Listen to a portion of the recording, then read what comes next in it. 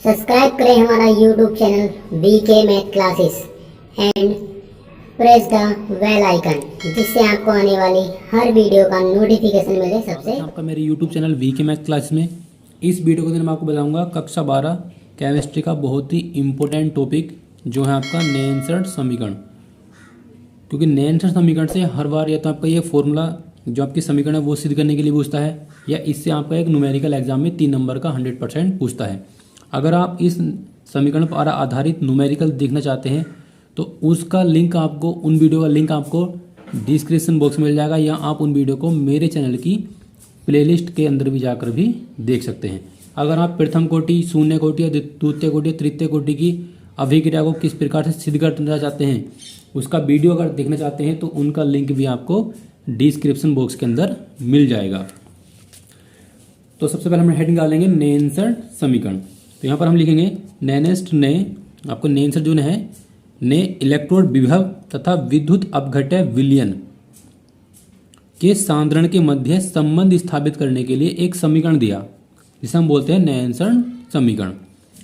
और हम ये तो होगी इसकी परिभाषा। अब हम इसको सिद्ध किस तरह से करेंगे, तो इसको हम सिद्ध करने के लिए क्या लिखेंगे कि माना एक सेल आपका उत्क्रमणीय अभिक्रिया देता है। तो उत्क्रमणीय अभिक्रिया का मतलब आपको क्या होता है, ये आपके क्या कहलाते हैं, अभिकारक कहलाते हैं, और ये कहलाते हैं आपके उत्पाद। तो अगर हम किसी चीज़ को, हम एक से एग्जाम्पल लेते हैं, मान लो यहाँ पर आपका लिखा हुआ है, अगर हम H2 की क्रिया N2 से करते हैं तो आपकी बनती है NH3 यानी कि अमोनिया बनती है, और बराबर के लिए हम यहाँ 2 से गुणा कर लेंगे। तो यहाँ पर आपका ये क्या है, अभिकारक है, और ये क्या आपका उत्पाद है। तो इसको इन दोनों से आपका ये बन जाएगा। अगर हम क्या करेंगे, NH3 को तोड़ते हैं तो वापस आपका ये हाइड्रोजन और N2 में अलग हो जाती है।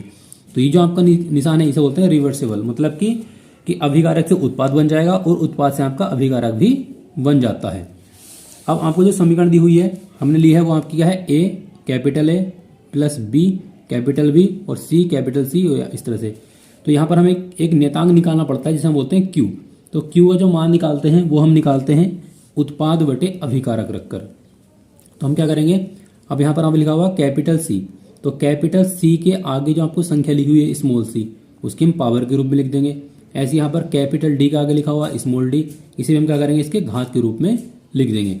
अगर हम इसका एग्जाम्पल देखें, अब इस एग्जाम्पल, ये आपको हमने जो एग्जाम्पल लिया है H2 प्लस N2, और ये जो एग्जाम्पल है, अब यहाँ पर आप देख सकते हैं इसे हम 1 मान लेंगे, इसका आगे यहाँ भी आपका 1 मान लेंगे, और यहाँ और कोई पदार्थ नहीं है।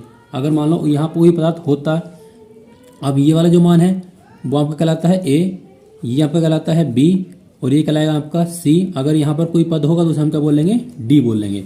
तो इस तरह से हम क्या करते हैं, समीकरण से ABCD का मान निकाल लेते हैं। अब फिर हम यहाँ लिखेंगे ऊष्मा गति के नियम से। तो ऊष्मा गति का जो आपका नियम होता है वो होता है आपका डेल्टा G बराबर delta G note plus RT ln Q। अब हम डेल्टा G को क्या बोलते हैं, तो डेल्टा G को जो हम बोलते हैं वो बोलते हैं गिब्स ऊर्जा।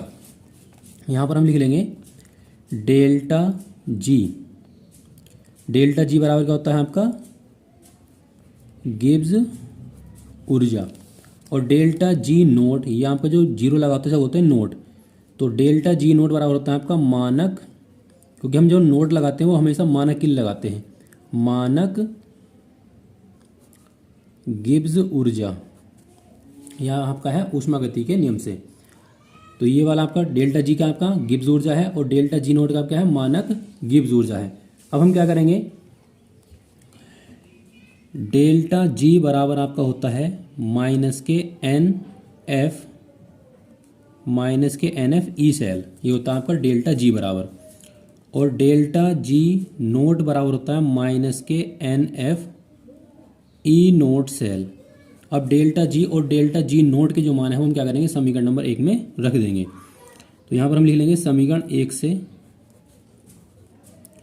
समीकरण आपकी क्या है, डेल्टा G बराबर delta G note plus RT ln Q।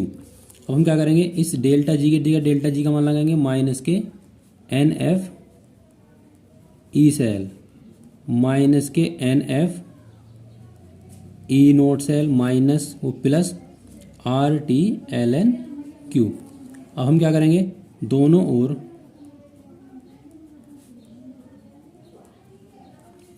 दोनों ओर माइनस के NF से भाग।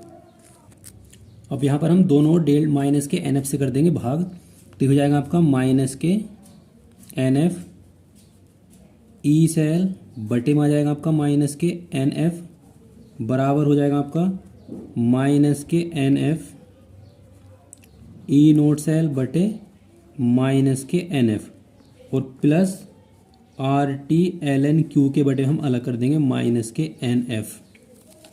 अब हम क्या करेंगे, यहाँ पर जो पद यहाँ से कैंसिल होगा उसे हम कैंसिल कर देंगे, तो ये वाला पद हो जाएगा आपका कैंसिल, यहाँ ये वाला पद आपका कैंसिल हो जाएगा, तो इधर बचेगा आपका ई सेल बराबर E naught cell minus RT ln Q बटे NF। अब हम क्या करेंगे, आपको जो ln है, इस ln का मतलब क्या है, इस ln का मतलब ये है कि ये आपका log लिखा हुआ है, यानी कि हम क्या कर लेंगे, log को शॉर्ट में LNV लिख लेते हैं। अब हम क्या करेंगे, ये log इसका बेस आपका कितना है, e होगा।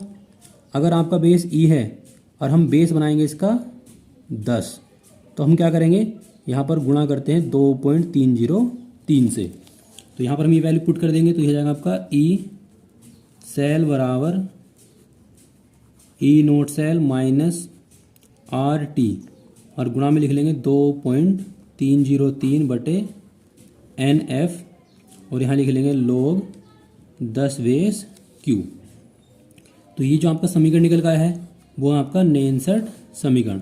अगर अब हम इस समीकरण के अंदर इनकी वैल्यू पुट कर देते हैं, जैसे कि आपका जो R होता है उसे बोलते हैं गैस नियतांक, इसकी वैल्यू होती है आपकी 8.314 होती है, और जो आपका टेम्परेचर T4 टेम्परेचर है, इस टेम्परेचर की जो वैल्यू होती है वो होती है आपके 298 केल्विन, और जो आपका F का मान होता है वो होता है आपका 96500।